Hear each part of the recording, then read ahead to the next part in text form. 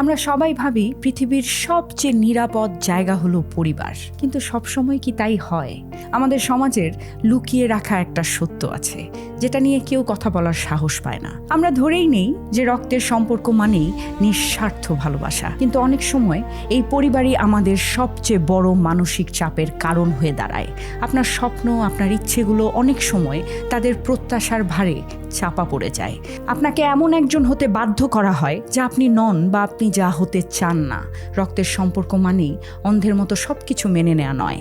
নিজের মানসিক শান্তির জন্য কখনো কখনো একটা স্বাস্থ্যকর দূরত্ব বজায় রাখা কোনো অপরাধ নয়, কারণ সেই স্বাস্থ্যকর দূরত্বটা আপনার জন্য একটা সুরক্ষা কবচ হিসেবে কাজ করে। আপনিও কি কখনো নিজের পরিবারের কাছে সবচেয়ে বেশি একা অনুভব করেছেন? হ্যাঁ অথবা না লিখে কমেন্ট বক্সে জানাতে পারেন, আমার ভালো লাগবে। আমি পিঙ্কি ছেত্রী। জানতে থাকুন, সুন্দর থাকুন, নিজের জন্য বাঁচুন প্রতিদিন।